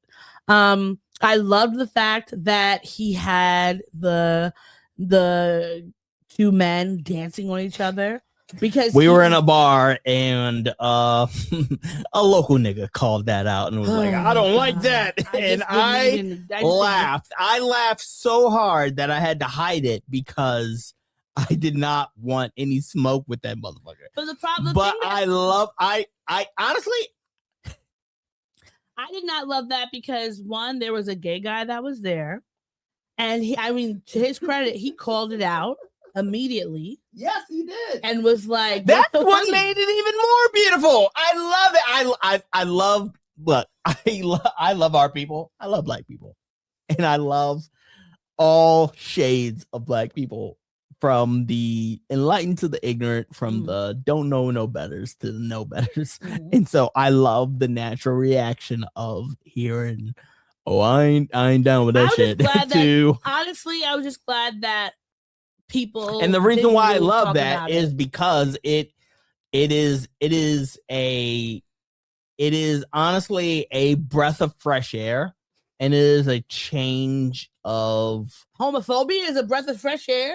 It is a breath of fresh air. How? It's not. Well, we've been homophobic. It's not new. We've been in a bubble. We have. I would say we. I'm never in a bubble of non-homophobic because I see. Well, yeah, you're in a school full of Black youth. I'm not talking about yes. Oh yeah. Oh God. It's so bad. I would say you and me are in a bubble. I mean, but I think about when I think about like homophobia in the Black community, it's one of those things that I am always. It's not always apparent, but it does rear its ugly head, and when it does, like it's not always necessarily apparent. But I know I'm always waiting for it. Right? It doesn't matter the Black people. Yeah. What part of like when I used to date white women, and I would always look for microaggressions with their parents. With Black people, oh, you speak so well. You know what I mean? Like I would just wait for that to happen, and I'd be like, I don't think this is America. Black people are don't get you slipping more or less homophobic than other communities. I'm not basing it on comparing to other communities. It's just like it's one of those just what it is that I know is there because of the religion aspect. And us having to decolonize ourselves and remove that from, our consciousness. But I also I was glad that nobody else was like co-signing because he said it and he was like by himself, and then he had to explain it, which made it even more like you dummy. Which is Because why nobody it was also was funny. even It was caring what you're saying. hilarious. Oh well, you know, I caught that. Okay, you were looking for it clearly. You were looking real hard, so maybe hilarious. think about that for It yourself. was a hilarious moment of just a random comment followed by silence, followed by an explanation. And someone saying, "So, well, what did you mean by that?" And that's the part I loved. What did you mean by that? Because now explain it. Explain why you disliked this so much. Because we're seeing women dancing on each other. We're seeing women shaking ass really well. They looked great. It was very well done. It was a very well produced. We see literally dance. one male couple dancing on each other, and now, oh my god, I can't take it. Like, go fuck yourself.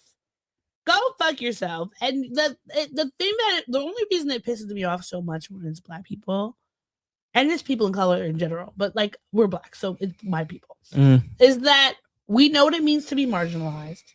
We know what it means to be discriminated against. So there should be no reason why we are taking on the white man's ideologies about anything, because even they're going to be quick to come for us next. It doesn't matter who you think they're talking about. We're always the fucking top of the list. Yeah. Well, the reason why it doesn't bother me is because on a human level, hurt people. So yeah, like, well, you know, better, like better. on just, I'm not saying don't do better. I would love to live in a world where motherfuckers would do better. I'm just saying I also accept the reality that, like, yeah, for the amount of black people who exist in this realm that we live in, which is New York, Brooklyn, what have you, it is always refreshing to see those old school notions come through, because it is like a resistance to change. It's a difference of opinion, and also it just keeps things fresh. I hate the idea of everything becoming super homogenized.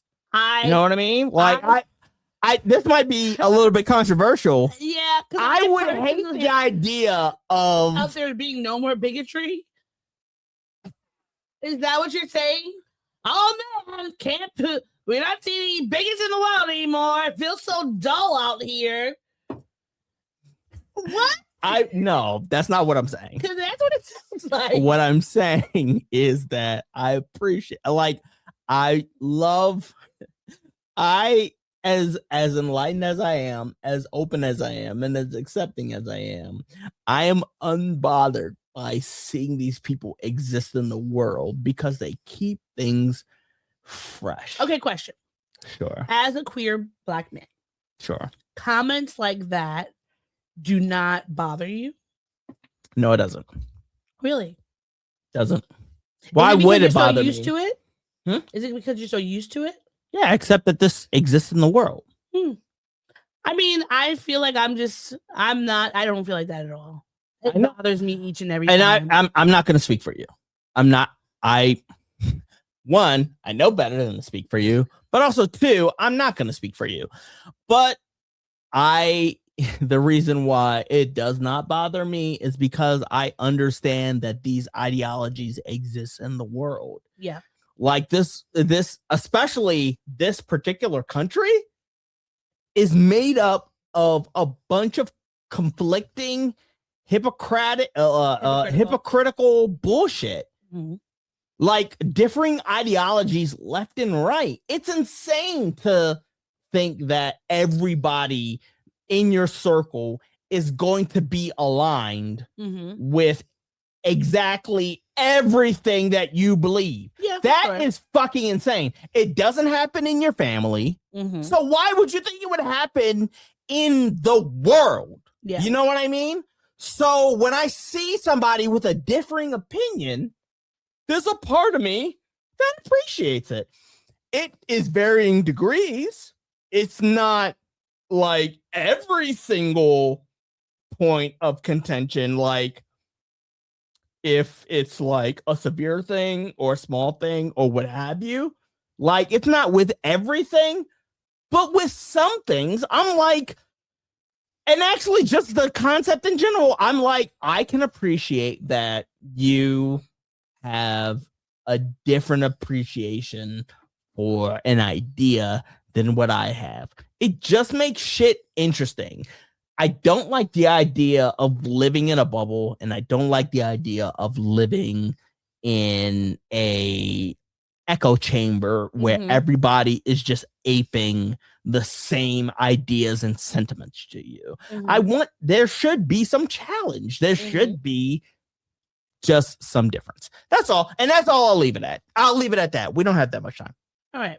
Well, I appreciate what you said, and I understand it, even if I don't necessarily agree. And I appreciate that. But this is America, and I will get that drop at some point. So Bad Bunny's Super Bowl, it had 128.2 million people watching it, which is really cool. And that's not even talking about watching it like after the fact. Kendrick Lamar, who performed last year, his numbers were at 133.5 million viewers, so very close.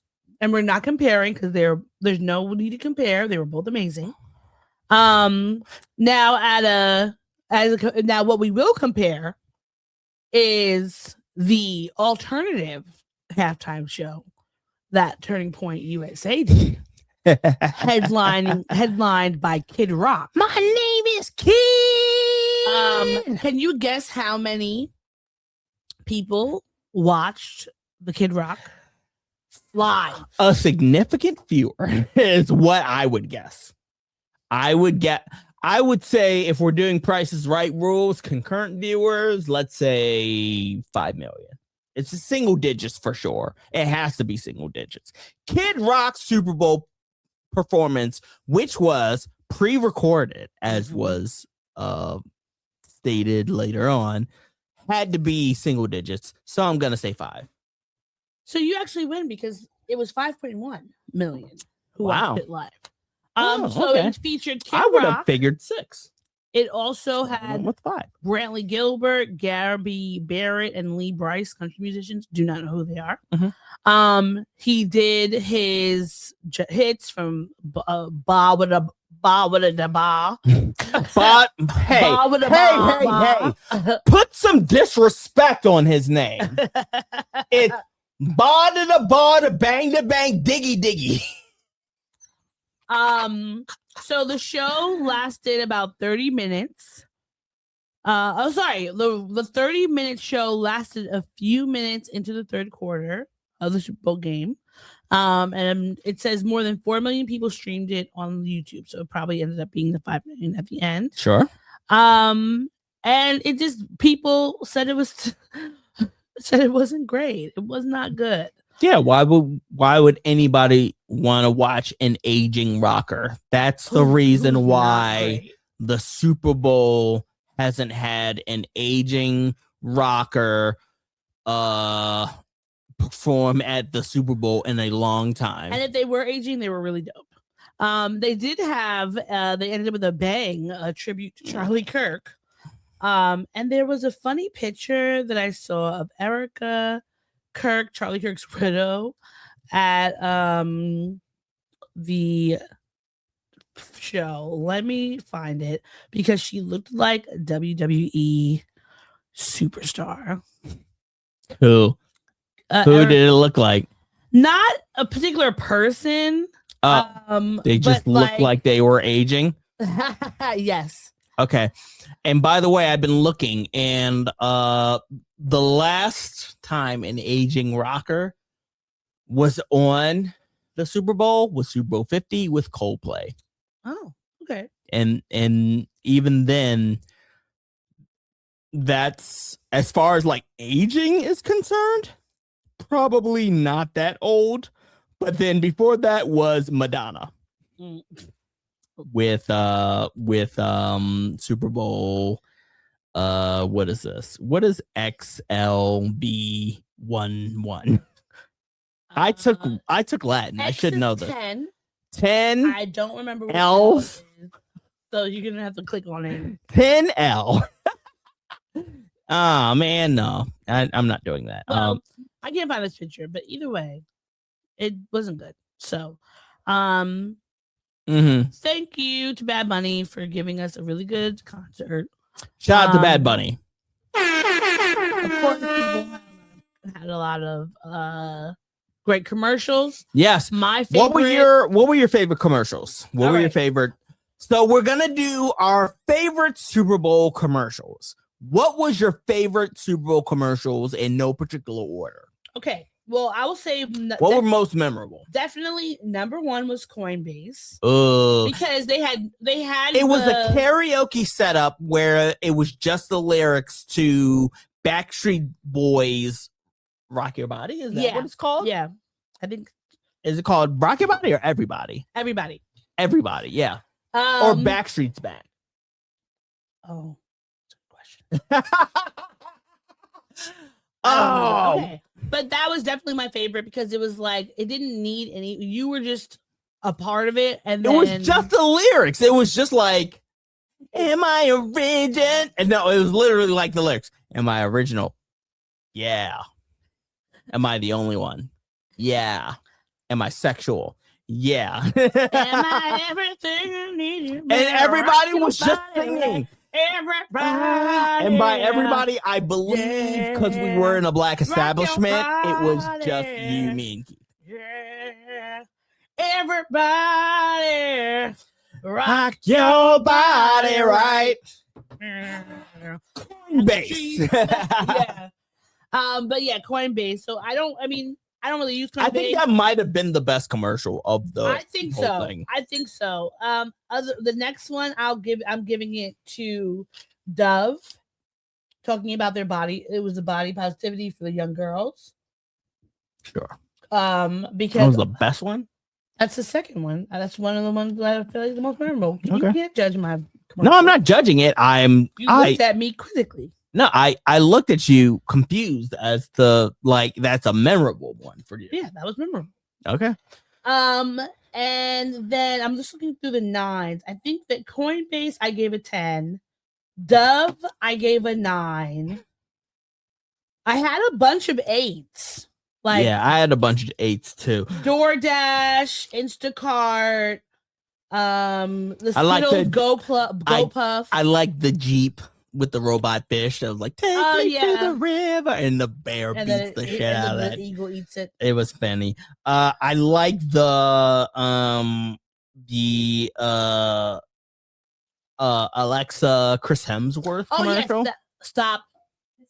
Alexa, stop. God. Yeah, it was. Yeah, I like that one. Yeah, I like that one. Chris Hemsworth was really funny with it. Can you tell me what some of the ones you did not like at all? Michelob Ultra, fucking Keith. Not I don't know who it was. It was just I just looked at it and I hated it. It was the ski one. So and also Nerds with Anthony Cohen or whoever the fuck. His acting was so bad. Terrible. I hated the United Starlink one because we shouldn't be giving Elon any more access to any data. It's ridiculous. Anywhere. Yeah. The Row one I didn't like because I just am really annoyed that Williams is promoting this. We had a big booty queen, and now she's on Ozempic. Well, I think the thing about it that pisses me off is we don't have time to get into it though. I'm gonna say it real quick. Sure. The thing that pisses me off is you are an extremely wealthy athlete, so you're promoting this to women who work down at an office, a supermarket, like a teacher or somebody. You're talking to people who don't have the money to get the chefs, the personal trainers, that don't have the time to have somebody help fix their lives. And I just feel like I mean, her husband owns some of the Row company, which makes me feel like You're just doing it to line your husband's pockets, and that pisses me off. And it just adds to the body dysmorphia that our country already deals with. So I just was not happy. That was your issue with it. My issue with it was that she was a black queen who was in tip-top athletic shape and was built as a brick house, who also had an ass, and is now fucking just conforming to this Ozempic standard of beauty bullshit. Yeah. Like you said, to also feed the pockets of her white husband, her very white husband. My least favorite one also was the Ring camera. Because they tried to use it as, oh my God, we're gonna find puppies. It's to fucking to make sure that niggas ain't in your gated community, and that's basically it. Just to find people in general to have all this access, like we're in fucking Minority Report. Yeah, it's basically you live in a gated community. Y'all all have Ring cameras. Let's see if we can spot the guy who doesn't belong. But yeah, those were my best and worst ones. Yeah. My best one was honestly, it had to be the I already said it. Coinbase one was my favorite, along with the Bosch Guy Fieri one. That one was actually pretty funny, and then also the one with the no, not the polar bears. The one with the Chris Hemsworth. The A one. Sorry, the Jeep robot fish. Oh, okay. I love the Jeep robot fish one. All right. Well, you know, if that's everything, that's everything. Thank you for listening. Tell us what your favorite parts about the Super Bowl were. If you watched the Turning Point halftime show, hey, let us know that too. Yeah. If you watched it or real loved watched it, whatever it was, because we didn't, and we're not going to. So yeah, let us know. Share, like, subscribe, comment, email, all of the things, and that's it. That's all. All right. And if that's everything, that's everything. Thank y'all for listening. Thank y'all for watching. Until next time, take it easy. Bye.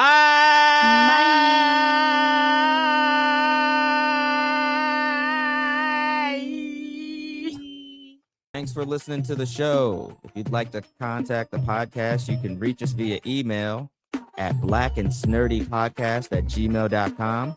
You can also find us on Instagram and TikTok at Black and Snurdy Podcast, as well as on Twitter at Black and Snurdy. You can find me, Maurice, on all social media under the handle Licorish is Legit. That's LICORISH is legit. And you can find me on Instagram. It's ThatsOD, THATSOD.E. And on Twitter, THATSOD_E. And don't forget to like, rate, and subscribe to us.